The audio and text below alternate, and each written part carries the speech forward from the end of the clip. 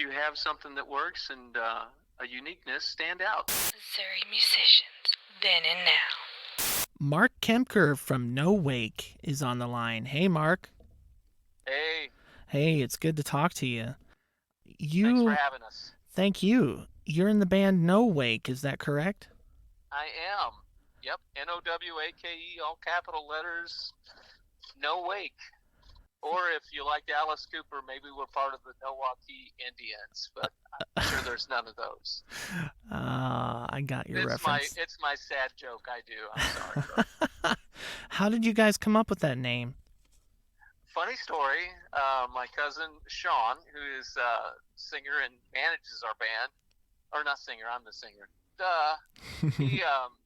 They were out on the lake of the Ozarks and trying to find out a good name for the band, and his dad suggested as they were on the boat, maybe Nowake, because they were in a no-wake zone, so it just fit. Dare to be different. I like it, especially because that's my neck of the woods, the Lake of the Ozarks. Right on. So where are you guys from? Our band is based out of Hannibal, Missouri, and all of our members currently are from Hannibal, Missouri. Always has been. Hometown rock band. That's great. I've only been up there once. My wife and I day tripped up there, and it was a really good time. We went and saw a lot of the Mark Twain stuff, and we saw there's some kind of a mansion up there. I forgot the name of it, but we did the mansion tour. Rockcliffe Mansion, Woodside Mansion. It was the Rockcliffe one, if I remember correctly. Yeah, it was a fun time. We want to go back sometime. Awesome. Come up anytime. How long have you guys been together? Well, our rock band started in 2007. Sean is the last of the original 2007 members. I came to the band in 2010, being the third singer after two other singers left the band, and have been in the band after Sean the longest as well. So we're the two guys that have been on all three of the albums. Okay. What were the names of those albums, and where could you find them? Well, any of our streaming platforms have them. So anywhere you can find music, you can find. Our first album was called Getaway. Title song Getaway is actually on there, and that was our first album. Our second album was called An Act of Defiance, and then our last album we just did, of course, is Wartooth, and we've had some good success with it as well. Great, good stuff. So you guys have been together for a really long time.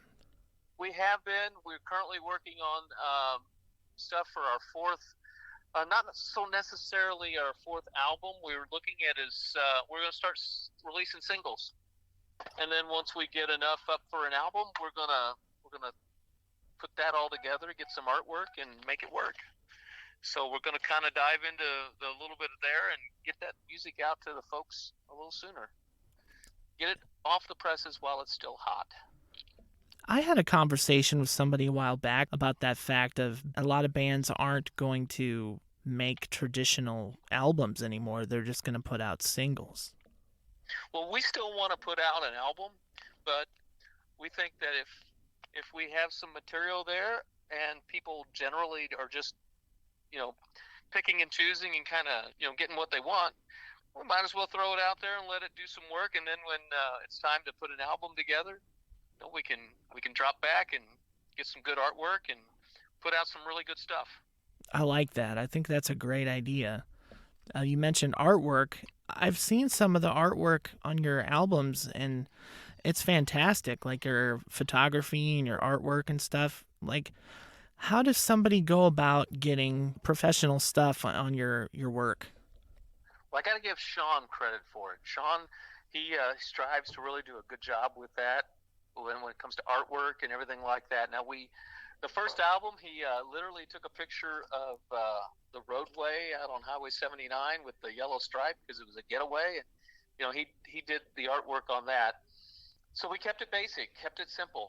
The second album, we hired a gentleman out of the state of Florida that was involved in rock music, and he produced it and kind of made it for us. And on the third album, we also again used some folks to help us design what we wanted to get done as far as with our Wartooth album. So Each time we all feel, and Sean feels like the biggest thing. He likes to have a CD in his hand. He likes to have something tangible, and artwork is a big part of music as well.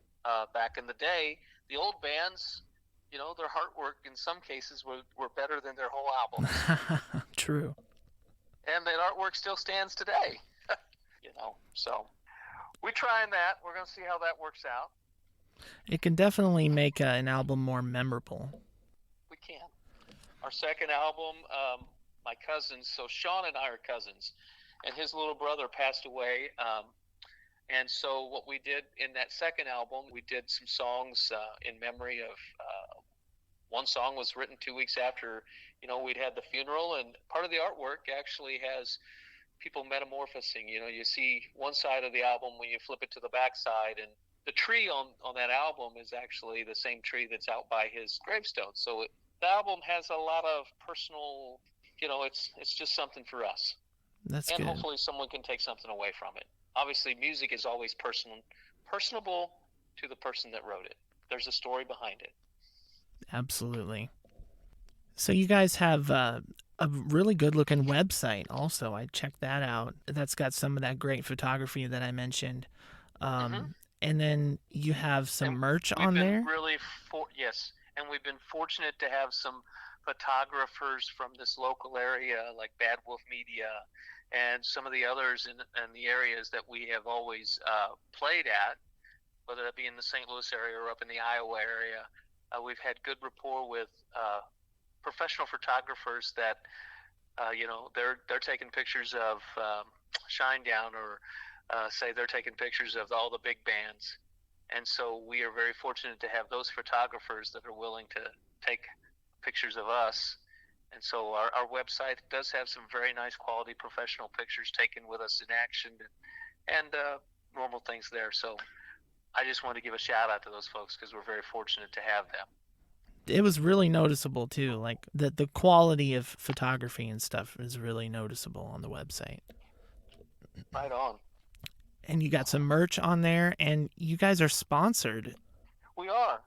Pig Hog Cables, and of course, I'm the singer. I'm not sponsored by anyone there except for EA.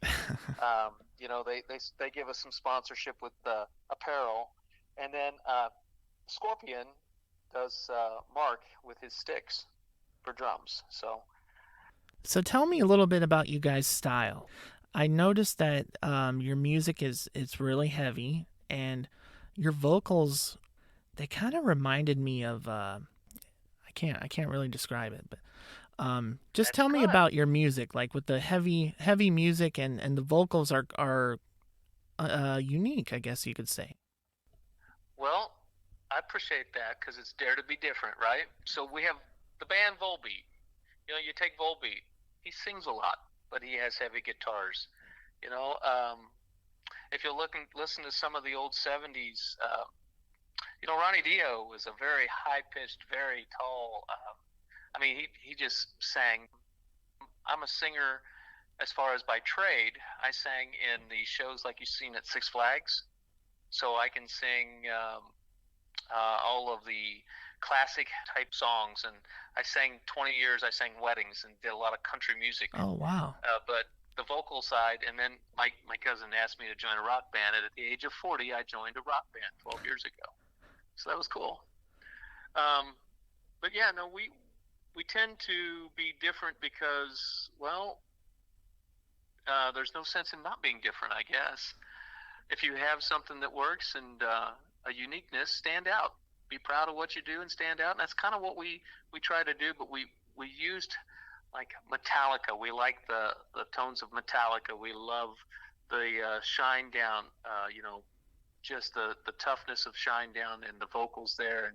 And we take stuff out of the 70s, and we just try to create music that we like. But yes, we are very unique. And if you see us live, buyer beware. I don't stay on stage all the time. I go out in the audience. I'll get the audience to sing with us. I'll roam around wherever I'm at. We played out in outside of Kansas City, and we opened for Molly Hatchet, Blackfoot, and Quiet Riot a couple years back. And before the show, I'm out in the crowd. I'm like, hey, how you doing? Meeting people, greeting people. Do the old meet and greet early. And I'm like, come on up close to the stage, because when we get ready to rock and roll, I'm gonna need your all's help.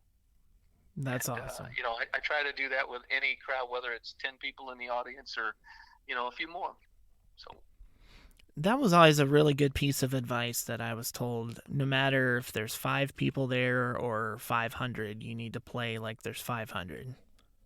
do the same show over and over. Yes, give them the same show. They paid. It doesn't matter what they paid, but they brought their desire to see you play music. So yeah.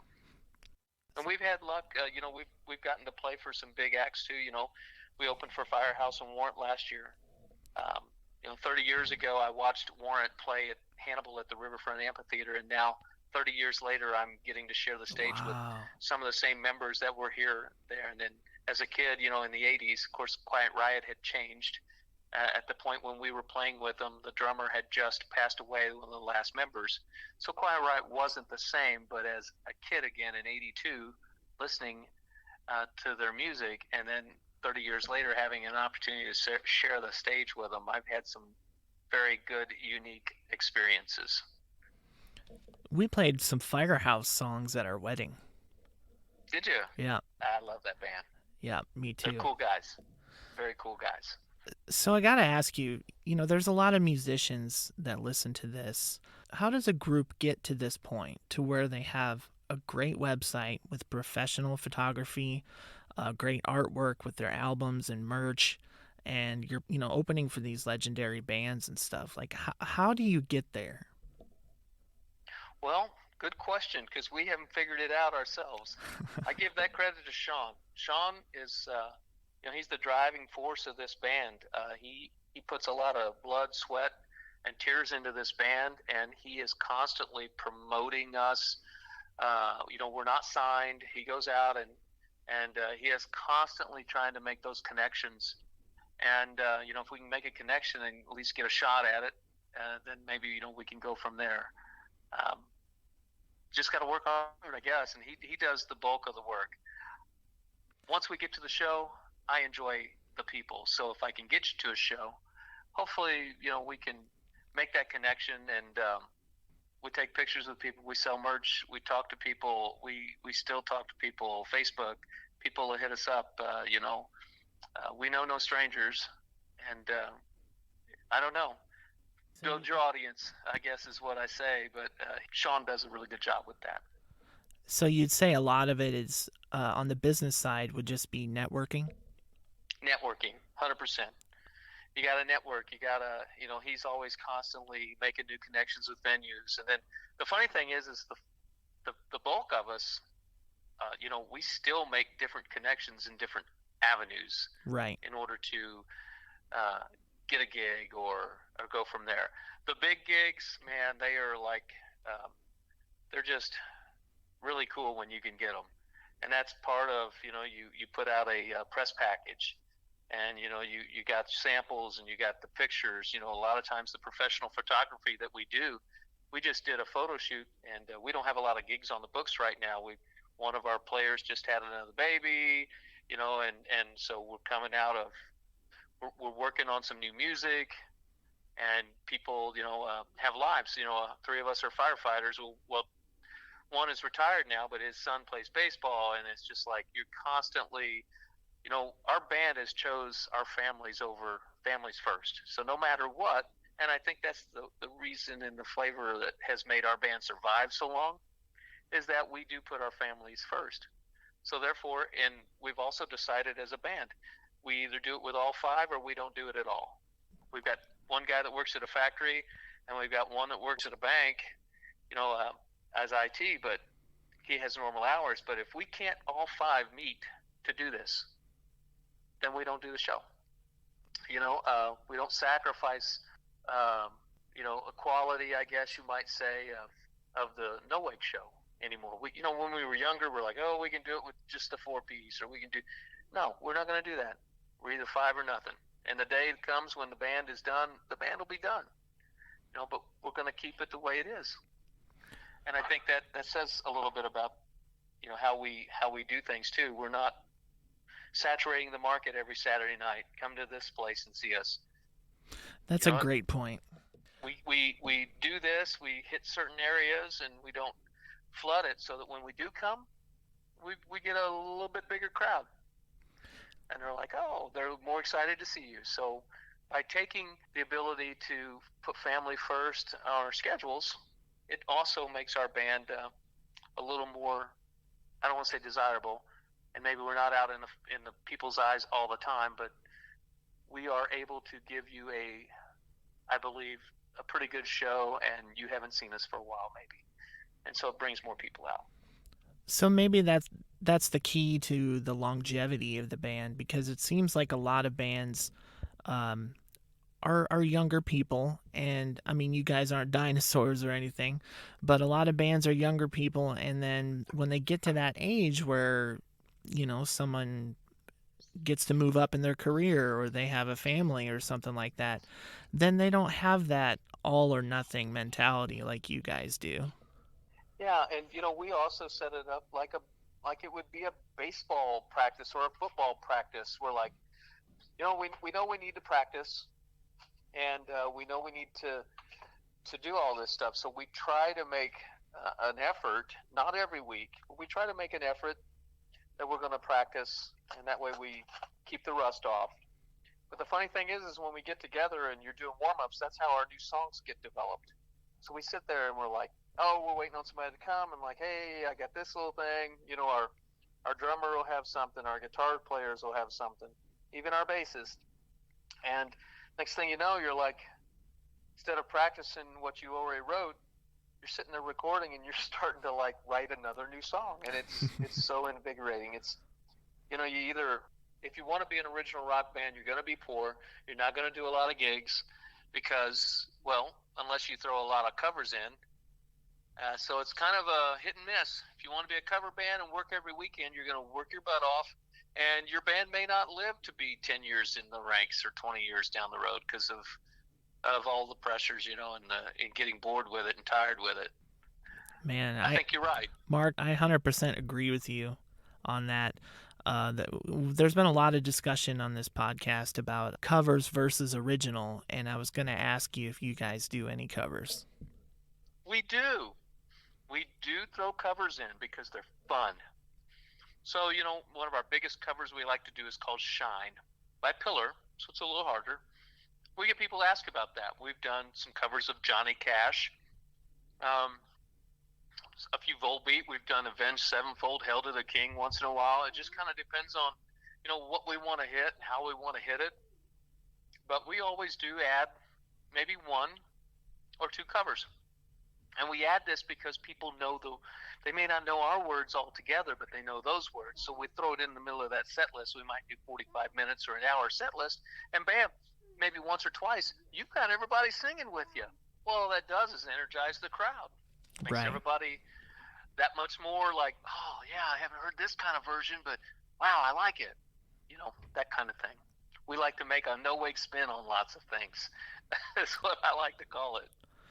So you definitely maintain the originals being the priority over the covers, though, correct? Absolutely.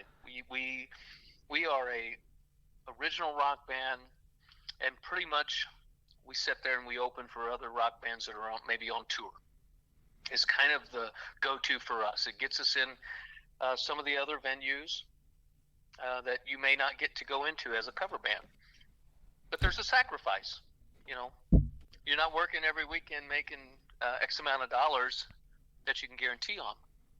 You're more like, 6 months from now, can you guys, we've got these people coming through town.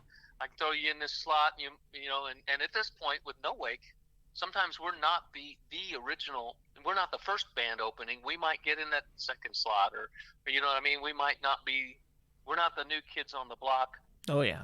But so we get an opportunity to, like I said before, open for people that you never believed you'd even be sharing a stage with. And it's definitely a sacrifice.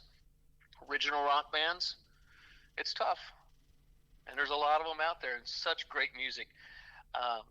If you ever get a chance to go out and see a band that is primarily an original band, go see them. You're getting a snapshot of someone's life that's standing in front of you. They're not singing about somebody else's life. They're singing about their own. And that's really cool. It's a great artistic thing to dive into. That's a big part of what we're doing here. We're trying to kind of help out the original artists in general, of course, but with an emphasis on the originals. I think bands themselves, it's almost easier for folks to get a DJ anymore because there are so many guys that show up in a little Bose. They pull it out of their car. They might set a drum machine, and there's one guy singing with a guitar and everything like that. 20 years ago, if you had a rock band, it wasn't the one guy getting the gig. It was the rock band getting the gig, because that's what it was. But more and more now, it's, and that's great. I love it. I've thought about doing it. But again, I can't play guitar. If I could find somebody that wanted to play guitar and we wanted to sing some cool songs at a winery, man, I'd be down, because that's a fun jam session. But the other side of the coin is, rock bands, it's hard to get into all kinds of venues because it takes such an immense amount of equipment, lighting, and preparation. And, a lot of people are going to the guy throws out a Bose, he throws out a guitar, and he goes to town. So gigs are, at this point, still kind of hard to get to, even with cover bands anymore. Thanks for listening to this episode of the Missouri Musicians Then and Now podcast. Like us on Facebook and check out our YouTube channel where you can find clips and full-length previous episodes. I'm talking with Mark from Nowake. You talked about venues for a second earlier. I want to know about the best venues that you've played in, specifically in Missouri. Specifically Missouri. Okay. So we'll just kind of start. I love the one that was outside of Kansas City, and I can't think of the name of it, but it looked like a barn, and it was an outdoor, amphitheater thing, and I can't think of the name of it right now. That was fun. We did that show with the Quiet Riot folks and the Molly Hatchets and the Blackfoot. I love the Pops venue, which is not actually in Missouri. It's just across the river. Right. But that venue is a lot of fun. Tanyard Gardens downtown Hannibal, Missouri has always been fun. That stage was still the old stage that was used in the 80s, and they just moved the awning and brought it back over and poured concrete, but we're underneath a historic stage. That venue is good. Pops Club in Hannibal, Missouri is a fun venue. Royal Bliss plays it a lot. They've played out here, us, the American Hitmen, and other bands that we've had. We've had Saul up here playing with us. But that venue is fun. It's outdoors. I guess what I'm saying is I kind of like the outdoor venues. They're fun. Me too. Pops Club, though, that's fun inside. Back when the Firebird was open in St. Louis, that was a neat little venue down there. Let's see, the other one up the road, we've only played there once, and it was during COVID. But there's a new one. It's by the barbecue stuff. Pappy's Barbecue up the street and over. It's a new venue there in St. Louis, and I can't think of the name of it either, but it's a cool one. We've played some cool ones in Iowa, though. The Washington in Iowa was a really cool venue. And Turner Hall in Quincy, Illinois, historic Turner Hall. Of course, it's across the street, but Rush played there. Ted Nugent played there. Wow. So we've had some cool little venues to play in that actually had history behind it. So tell me about your best and your worst gig. And maybe by worst, maybe like some war stories, like something that happened that was bad or something. We can all relate to that. Best gig would have to be last year. It was in Hannibal, Missouri. We opened for Firehouse in Warren. And we are the hometown band opening in our hometown. Yes. For those two giants. And there was approximately between 5,000 and 6,000 people there. And man, the energy is just unbelievable. So I'd have to say that's one of my best shows, favorite shows, great. It's just fun. To go back to the other side, we had when we were a cover band, and we had a few of our originals. We had went to northern Missouri, and we went to a place where they hired us to come up there and play 4 hours, and we played some Johnny Cash, of course, heavy, Metallica. We were just playing 4 hours of covers. And by the end of the night, it was at a bar. And when we first originally went in there, probably the first big clue was there was tin metal all around the inside. It was in a country western motif. Oh, no. The guy put, is it salt or sand or something, peanuts? He put stuff down on a dance floor thinking it was definitely an interesting gig. Nevertheless, we were too loud. And by the end of the night, our sound guy, the last song, he just turned it full blast because we knew we were getting out of there and we got paid. And it was like the venue from heck, and it was definitely different. I can relate to that. We've had the house PA turned on over us once before in an outdoor venue. Strings breaking on your guitar, people forgetting words, just totally butchering musical parts on occasion. I like to hear some war stories like that from guests. We've had some of those. I've had some of those where I'm so into the crowd, I forget what I'm getting ready to sing, and I'll look over at them and I'm like, and they're my songs. I'm like, oh man, how's it start? And you get that crazy little feeling like I've totally forgot how the words start. All I need is one word. All I need is one word, and I can get back on track. Yeah, that's awesome. I've had those. That's fun. And then at the end of it, you're like, hey, sorry I screwed up this show. But when you listen to all musicians, everybody makes mistakes, especially that. The thing is with it being our own original music, you don't know what mistakes we've made, but we do. Mark, you said you guys are firefighters, and you have a really important project coming up that you want to tell everybody about. Is that correct? Yes, we do. And this is the 10th year that we've helped and hosted the Epic Music Showcase up in Hannibal, Missouri. This year, we're going to have September Morning will be our headliner. We'll also have our friends Discrepancies out of St. Louis. They'll be up helping us, a few other local bands. We've got ourself, which I said before, has got 3 members of firefighters in it. And during the day, one of the fire chiefs from across the road, his daughter is Liz Bentley, and she has a musical act, and they go to Nashville, and she's going to be playing, and one of our other retired firefighters is going to have an acoustic thing during the day. So I say this to put it all into perspective.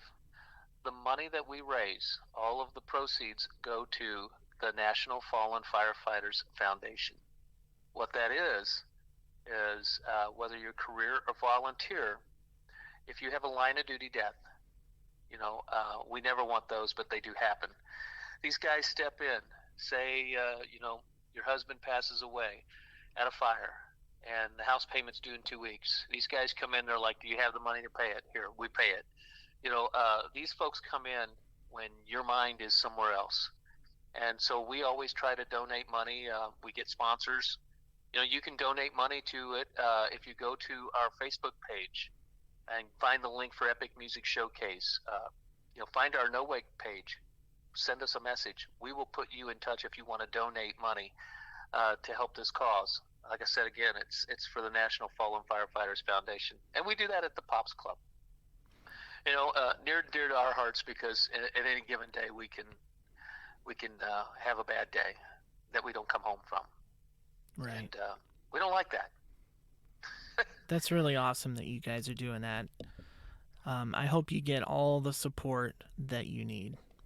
Well, I hope so too, and I appreciate that. And then for upcoming gigs, if folks want to check us out, go to nowakemusic.com. Go to Nowake on Facebook page. I think, let's see, we've got an Instagram page, a Twitter, or not a Twitter page, Sean's got a TikTok. I'm trying to think of all that stuff. But he's our social media guru, and he's got us out there. And again, you can just hit us up. Hit us up on Facebook. Ask us questions. We love to answer questions. So if you send the band a message and a question, you're going to get an answer. and then sometimes we record our practice sessions, and you may, when we go live, we may just do a shout out for you. Always giving away shirt packages, signed autographs of our CDs, drumsticks, just unique things. We love interacting with our Nowake fans and group. Well, Mark, it sounds like you guys are a great group of guys, active in the community, family men, and darn good musicians too. And I'm really glad I got to talk to you today. And let's keep in touch. Let's do. It's been a pleasure. All right. Thanks a lot. Until we see each other again, I hope you have a safe day, man, and rock on. You too. Take care, Mark. Thank you.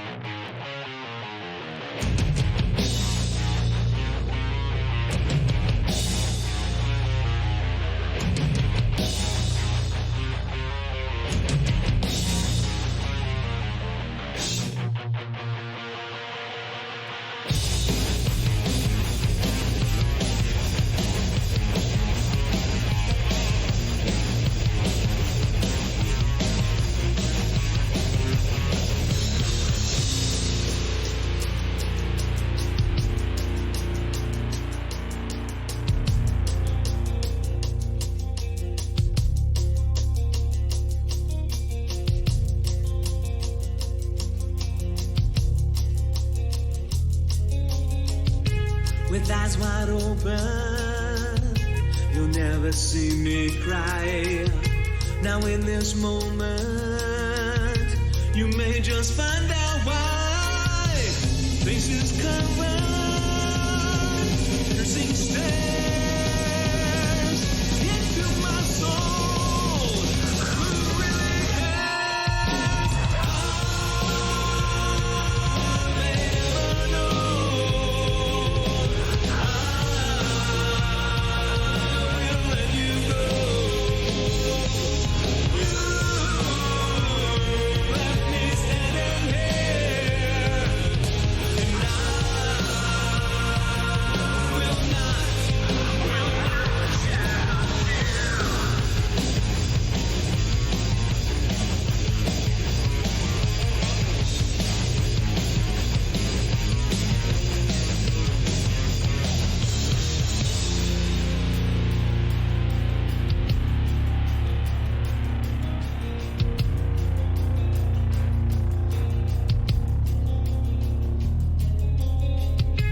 Trouble in my life, give me the strength to see.